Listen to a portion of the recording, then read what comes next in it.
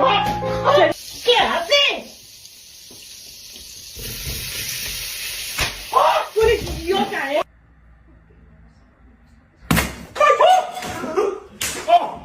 ¿Qué es eso?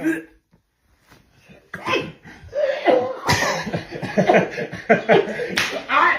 ¡Ay, tu padre! ¡Que lo cojo para luego! Ese rompecabezas que le falta